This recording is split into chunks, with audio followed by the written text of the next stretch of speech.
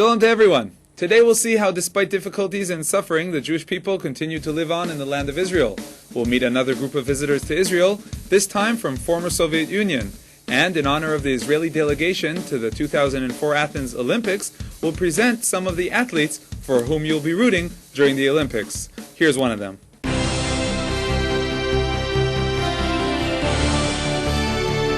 Israeli Olympic pole vault competitor Alexander Averbuch has previously won medals in several Olympic Games and World Championships.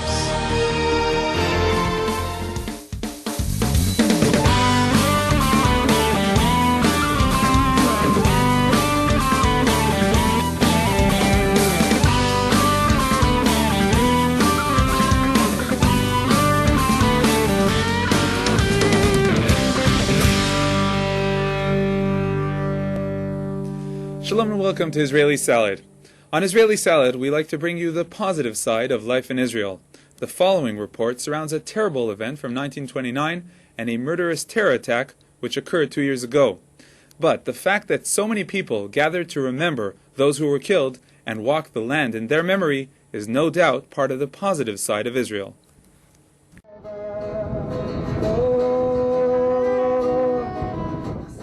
In a special memorial event that recently took place on the hills of Hebron, Aharon Razel sang, "God, there is nothing lacking in your world," expressing the belief that everything that happens is from God, and that God's actions are righteous and holy. On the 17th day of the month of Av, 2 memorials were commemorated at the Jewish cemetery in Hebron. One in memory of those killed in the 1929 Hebron massacre, and the other in memory of soldier Elazar Leibovich and 3 members of the Dickstein family who were murdered by Arab terrorists. Exactly 75 years ago, the 1929 riots began. This was basically the first major Islamic terrorist attack that occurred in the world. Thousands of Arabs attacked the holy and innocent Jews of Hebron.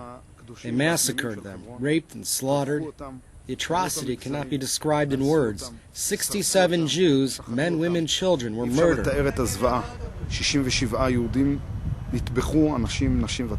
Although many years have passed, Yitzchak ben Hebron, who was 4 years old when the massacre occurred, has not forgotten what he witnessed. We hid in the Avram Avinu synagogue. We locked the door and they couldn't come in. My sister hid in the Slonim home. She hid under a bed, and over her all the atrocities took place.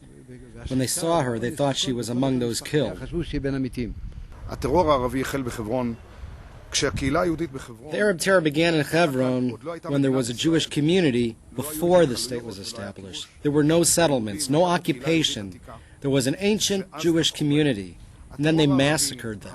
The Arab terror, the monstrous hatred, and the Arabs' barbaric nature are not connected to any political conflict. Near the graves of the victims of the 1929 massacre is the grave of Shammai Elazar Leibovich, who was killed exactly 73 years after the massacre. The blood of our brothers is calling out from the ground. We feel that by being here, we are their emissaries. We hear the crying of the slaughtered, the voices of those murdered cry out to us not to surrender or give up. We must continue this mission. We must continue to build up Hebron. We can't let terror win, not in Hebron, nor in any other place in the country. In the terrorist incident which took the life of Elazar Leibovich, 3 more were murdered: Rabbi Yossi Dickstein, his wife Chana, and their son, Shuvael Zion. My parents were killed here, on this road, on the way to community of Maon. We are here, walking by foot with no extra protection, to connect to the land where my parents were murdered. Dozens of people from throughout the country participated in a march in memory of the Dicksteins. The march ended at the site of the murder, where an assembly took place and a monument was erected. It's encouraging to see the things go on. People aren't scared to come here, just like our beloved weren't afraid to drive to Maon, but they never made it.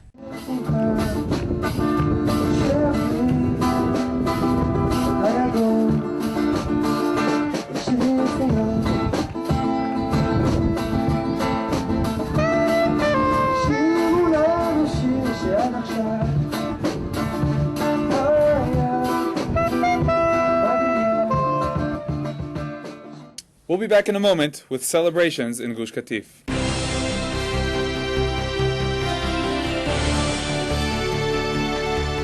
Israeli Olympic sailors Udi Gal and Gadi Gleiger won 4th place in the 2002 World Championships.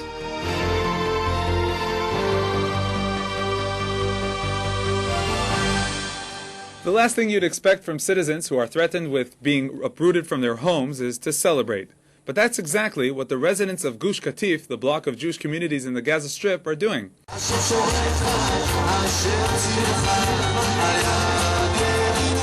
Police sources estimated that around 8,000 people participated in the 18th annual Gush Katif Music Festival. The festival took place on the 15th of Av, August 2nd, with the participation of performers of Hebrew and Hasidic music. The festivities began in the morning when visitors were offered to purchase the works of local artists and craftsmen. Crafts, clothing, and Judaica from all over Israel were displayed before the public. Organizers said that the Tu B'Av festivities are another reminder that Gush Katif is still very much an integral part of Israel. Our correspondent Daniel Maman asked Anita Tucker, one of the participants of the event and a resident of Gush Katif, where all this strength comes from. We here are living everyday miracles. Every day we see God's help and God's miracles helping us over here, and nothing can stop us. That gives us strength, and we see that the people of Israel give us strength. They come and help us and celebrate with us. So we're here. We got lots of strength, and we want you to come here all down here and help us, and then we'll have even more strength.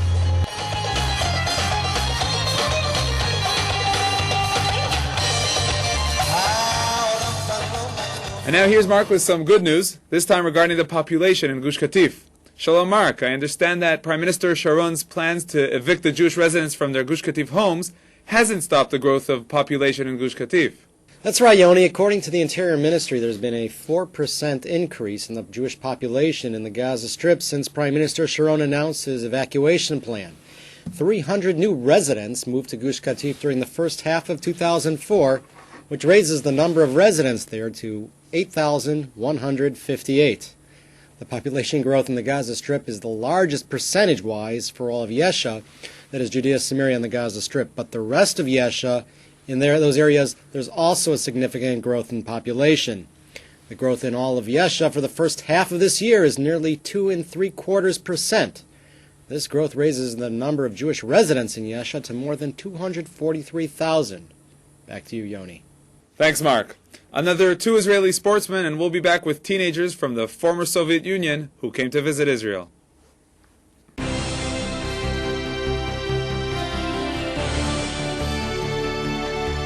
Israeli Olympic tennis players Andy Ram and Yoni Erlich are ranked 19th in the world following the 2003 Wimbledon semifinals.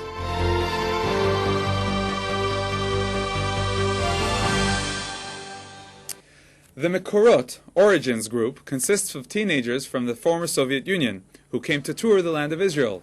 The tour is sponsored by Lev Lebayev, an internationally renowned Israeli businessman who himself is originally from the former Soviet Union. Lebayev founded the Or of Ner Foundation. Most participants of the tour learned in the dozens of Or of Ner schools throughout the former Soviet Union. In the Or of Ner schools, the students learn a lot about Judaism and the land of Israel. Until now, businessman Lev Lebayev invested already more than $1.25 million to bringing the first 1,000 students to visit Israel. Lebayev said that this is an investment with the highest yield for the state of Israel. Our correspondent Tenes Samuel joined the group and spoke with the participants and organizers. Throughout their studies, they learned and heard of Judaism and the holy sites in Israel. Now they come here and see everything. This has a deep effect on them.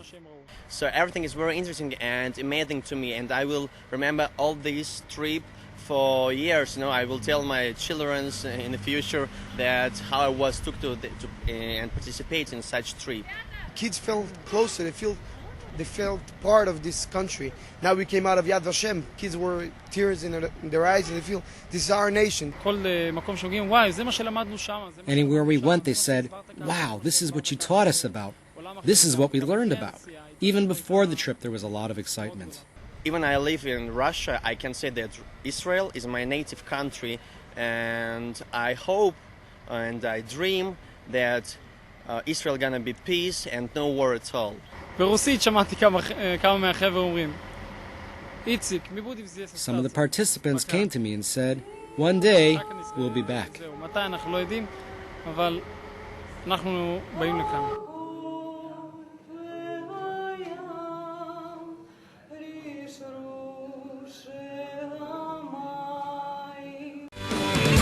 You are watching Israeli Salad on Israel National TV.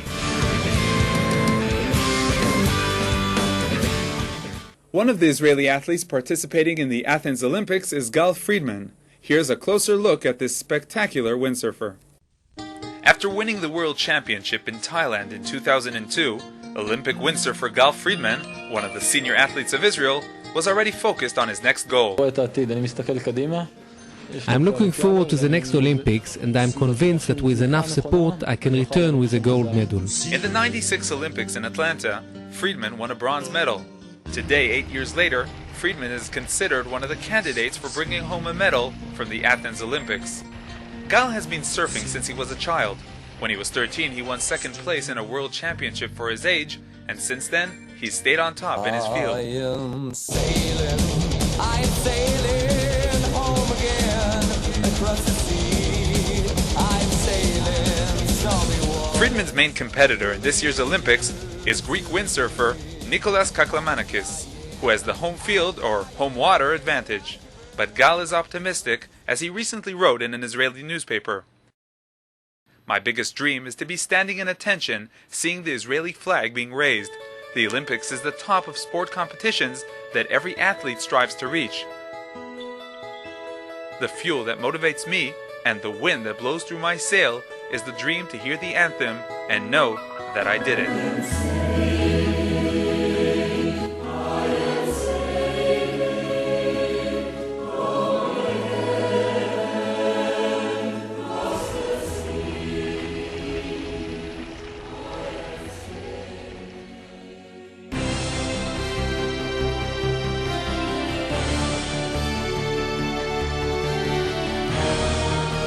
Israeli windsurfer Lee Korzitz won first place in the 2003 World Championship and fourth place in the 2004 World Championship.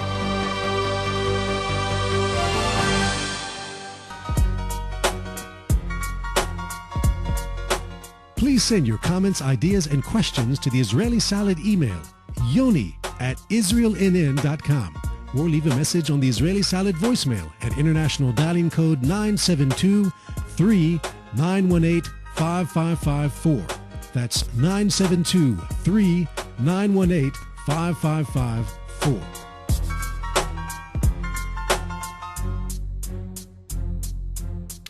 Rabbi Samson will not be joining us this week with his weekly insights, so that's all for this week's program. I want to thank our graphic editor, Yair Peled, who produced and edited the Israeli athletes' video clips. So be sure to join us again next week with another program. Until then, from all of us here at Israel National TV, Shalom.